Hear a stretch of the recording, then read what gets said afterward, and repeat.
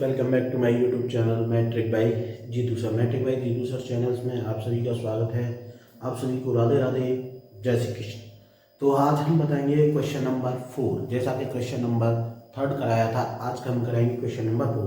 Video को देखना है ध्यान से, विदाउट स्किप की हुई। स्किप बिल्कुल भी नहीं करना है, ध्यान रखिएगा। स्किप करोगे समझ में नहीं आएगा, विदाउट स्किप की हुई देखिएगा 100% आपकी समझ में आएगा। साथ ही अगर वीडियो पसंद आता है तो वीडियो को लाइक शेयर और कमेंट करना है। चैनल्स पर नहीं है तो प्लीज चैनल को सब्सक्राइब कर लें, जिससे कि हम कोई भी वीडियो डालें उसका नोटिफिकेशन आपको सबसे पहले मिलेगा और आप हमारी वीडियो को सबसे पहले वॉच कर सकोगे। तो वीडियो को देखना है ध्यान से, विदाउट स्किप की। स्किप बिल्कुल भी नहीं करना है। तो देखिए, जैसा कि क्वेश्चन दिया गया, एक बहुमंजिल भवन के शिखर से देखने पर एक 8 मीटर ऊंचे भवन के शिखर और तल के अवनमन कोण कितने हैं? 30 और 45 हैं। बहुमंजिल भवन की ऊंचाई और दोनों भवनों की दूरी ज्ञात कीजिएगा।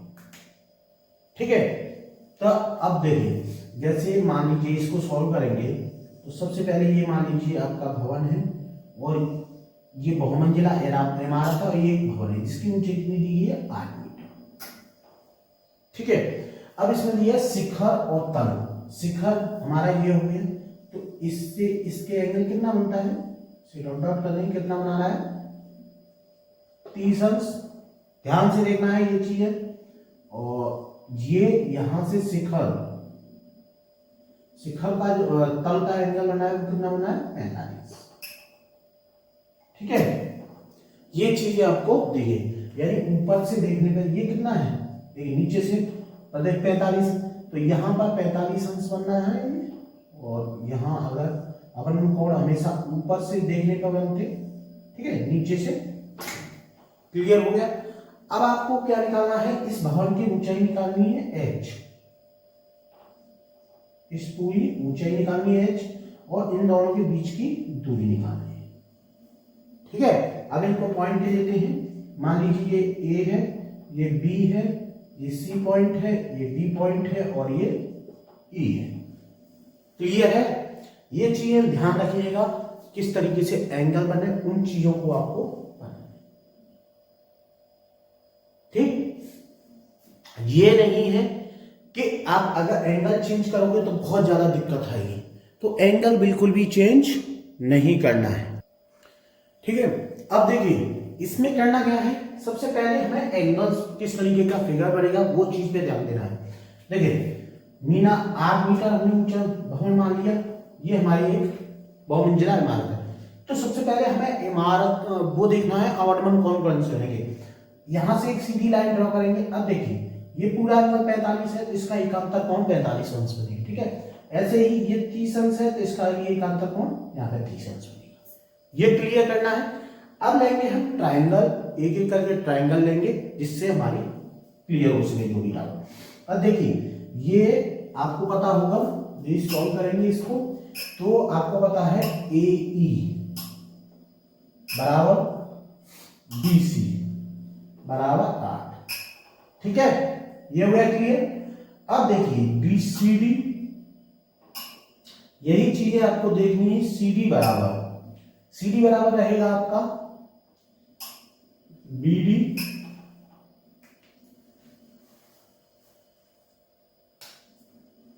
CD बराबर रहेगा आपका BD माइनस BC। BD आपका टोटल H है और ये आपका 8 है। ठीक है, और आपका माना ही है, हमने माना है BD बराबर H, ठीक है, और AB बराबर X। X क्या है? भवनों के बीच की दूरी है और BD क्या है? आपकी टोटल ऊंचाई है। तो अब एक एक करके हमें लेना है। ठीक है, अब हम लेंगे ट्रायंगल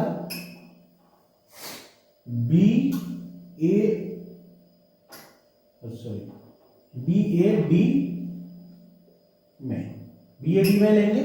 ठीक है, एक एक करके ध्यान से देखना है। ये चीजें हमारा होगा 10 45 अंश बराबर H बटे X। ठीक है, इसको एक ही करके लेते हैं, सॉरी, टेन थीटा, इसको थीटा बराबर होगा तो हमारा ये एंगल सामने का रहेगा यानी BD बटे AB। इस तरीके से करना है आपको। थीटा लिया हुआ कितना है आपका एंगल 45 अंश, तो यहाँ लिखेंगे tan 45 अंश बराबर BD आपका टोटल H है, H बटे X। ठीक है, tan 45 की वैल्यू आपको पता है 1 होती है, 1 बराबर H बटे X, यानी X बराबर कितना आ गया आपका H। ये होगी आपकी क्वेश्चन नंबर फर्स्ट। ध्यान से देखना, इस तरीके से आपको क्वेश्चंस करना है, वरना अटक जाओगे क्वेश्चंस में। ठीक है, एक एक चीजें स्पष्ट और क्लियर समझना है।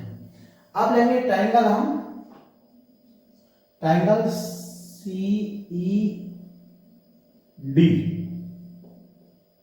में ये है आपका CED, ये था आपका BAD। ठीक है, CED में लेंगे तो इसी तरीके से लेंगे, यानी tan थीटा बराबर CD बटे EC। ठीक है, CD बटे EC। अब आपको पता है AB बराबर हमने X माना था, तो देखिए AB के सम बराबर में ही है C, तो EC बराबर भी क्या हो जाएगी, AB बराबर X, तो EC बराबर भी क्या हो जाएगा आपका X हो जाएगा। ठीक है, ये चीजें ध्यान से देखना है। अब यही लेंगे हम CD, अभी आपके सामने निकाली थी हमने CD बराबर BD माइनस BC, यानी कितना था H माइनस 8। अब इसमें रखेंगे हम tan थीटा, थीटा की वैल्यू कितनी होगी आपकी 30 अंश, तो लिखेंगे हम tan 30 अंश बराबर H माइनस 8 अपॉन X। ठीक है, ये हो गया। अब देखिए ध्यान से देखना, tan 30 की वैल्यू कितनी रहेगी, आपको पता होना चाहिए tan 30 की वैल्यू कितनी होगी। देखिए सभी वैल्यू आप, जैसे आपको sin 30 की पता है 1/2 होती है। ठीक है, cos 30 की कितनी होती है √3/2, 2 से 2 कैंसिल, कितना आ जाएगा 1/√3, तो tan 30 की वैल्यू कितनी हो जाएगी 1/√3 बराबर H माइनस 8 अपॉन, ठीक है, x की वैल्यू हम रख देंगे इसमें H, लिख देंगे समीकरण फर्स्ट से x बराबर H। ठीक, क्रॉस मल्टीप्लाई करेंगे यानी H बराबर हो जाएगा आपका √3H माइनस 8√3। ठीक है, अब ध्यान से देखना है विदाउट स्क्रीन। अब 8√3 को इधर करेंगे, 8√3 बराबर H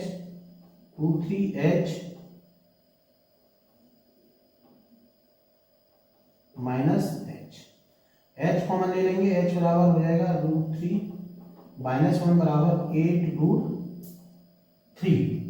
ठीक है, अब आपका हो जाएगा H बराबर 8√3 अपॉन √3 माइनस 1। ठीक है, अब देखिए इसमें आपको दी गई है √3 की वैल्यू, इसमें दी गई थी √3 की वैल्यू, √3 बराबर लगाना था आपको 1.73, ये आपको दी गई है वैल्यू। ठीक है, वही आपको लगानी है इसमें, तो लगा देंगे आप। H बराबर हो जाएगा आपका 8 मल्टीप्लाई 1.73 अपॉन 1.73 माइनस 1, तो आपका इन दोनों का हम मल्टीप्लाई कर लेंगे। ध्यान से देखना है, विदाउट स्किप की, स्किप बिल्कुल भी नहीं करना है। तो देखिए इसका हम मल्टीप्लाई करेंगे, 8 का मल्टीप्लाई करेंगे तो देखिए 8 × 24 856 और 2 58, 8 × 8 8 5 13। ठीक है, इसमें से इसको सब्ट्रैक्ट करेंगे, इतना आएगा। अब इसका इसमें भाग दे देंगे तो H बराबर आ जाएगा आपका 18.85, किसमें आएगा मीटर में। ठीक है, मीटर में आएगा। अब एक चीज ध्यान रखिएगा, अब ये क्या होगी, इस भवन की कुल ऊंचाई। ठीक है, कल कुल ऊंचाई होगी तो आपको पता है x बराबर h, यानी भवनों के बीच की दूरी कितनी हो जाएगी, भवनों के बीच की दूरी x बराबर क्या हो जाएगी, देखिए ये x और h क्या है, बराबर है, तो ये भी सेम रहेगी आपकी 18.85 मीटर। ठीक है, इस तरीके से आपको इस क्वेश्चन को करना है। ये था आपका फोर्थ का फर्स्ट। ठीक है, फर्स्ट मतलब फोर्थ का था और अब कराएंगे इसका अथवा। तो ध्यान से देखना है वीडियो को। कैसा लगा क्वेश्चन कमेंट बॉक्स में कमेंट करना है। चैनल पर नहीं है तो चैनल को सब्सक्राइब कर लेना। विदाउट स्किप किए नहीं जाना है, स्किप करोगे समझ में बिल्कुल नहीं आएगा, स्किप बिल्कुल भी नहीं करना है, ठीक है। तो ये था आपका क्वेश्चन नंबर 4। अब कराएंगे इसका अथवा, तो ध्यान से देखना है। अब देखिए नेक्स्ट क्वेश्चन दिया गया है, ये इसका क्या है, अथवा है। ध्यान दीजिएगा, ये इसका अथवा क्वेश्चन दिया गया है आपको। इसमें दिया गया है भूमि के एक बिंदु से, एक बिंदु P से एक 10 मीटर ऊंचे भवन के शिखर का उन्नयन कोण 30 अंश है। भवन के शिखर पर एक ध्वज को लहराया जाता है और P से ध्वज के शिखर का उन्नयन कोण 45 अंश है। ध्वज दंड की लंबाई और बिंदु P से भवन की ऊंचाई आपको ज्ञात करनी है। ध्यान दीजिएगा, ध्वज दंड की ऊंचाई ज्ञात करनी है आपको और भवन से दूरी भी ज्ञात करनी है, ठीक है। अब इसको कैसे करेंगे, देखिए मान लीजिए ये यहां से यहां तक एक भवन है AB। ये AB क्या है, एक आपका भवन है, ठीक है। इसके ऊपर ये ध्वज दंड लहराया जाता है, ठीक है। ये ध्वज दंड है यहां से यहां तक, यानी इसकी दूरी दी गई है आपको BC। अब कोई बिंदु यहां पर है P, ठीक है, ये P बिंदु है। ये पहले इसके साथ कितने अंश का कोण बनाता है, 30 अंश का, ठीक है। अब ध्वज दंड के शिखर पर कितना बना रहा है, ये 45 अंश का। तो आपकी इस ध्वज दंड की ऊंचाई याद करनी है और ये x दोनों के बीच की दूरी याद करनी है। तो हम मानेंगे, सॉल्व करेंगे। माना ध्वज दंड की ऊंचाई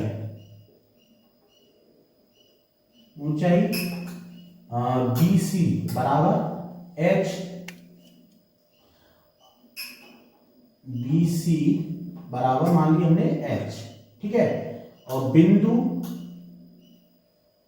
और भवन के बीच दूरी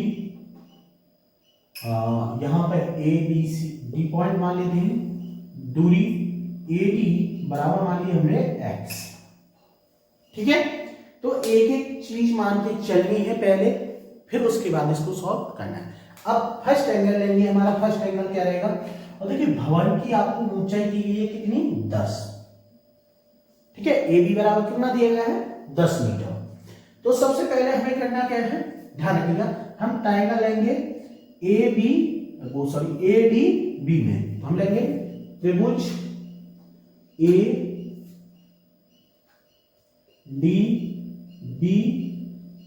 में, त्रिभुज ADB में लेंगे तो हमारा होगा tan थीटा बराबर AB बटे AD, ठीक है।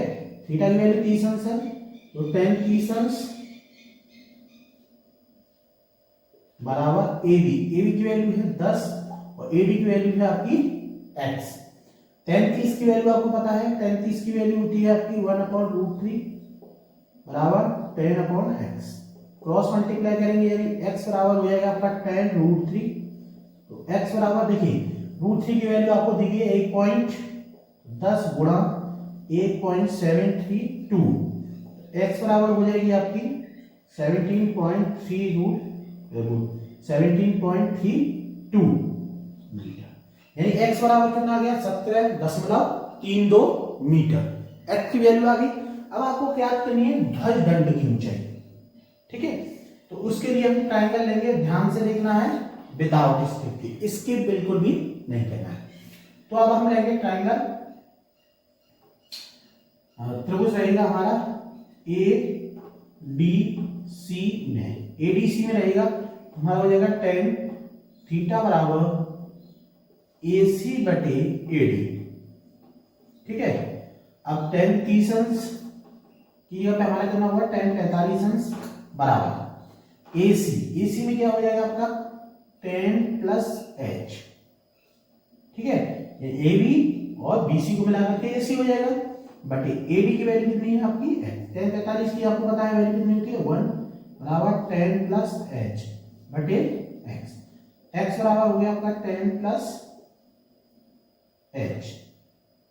ठीक है, x की वैल्यू अभी आपने निकाली थी, कितनी थी 17.32 बराबर 10 प्लस h। तो आपकी हो जाएगी, ध्यान से देखना है, h बराबर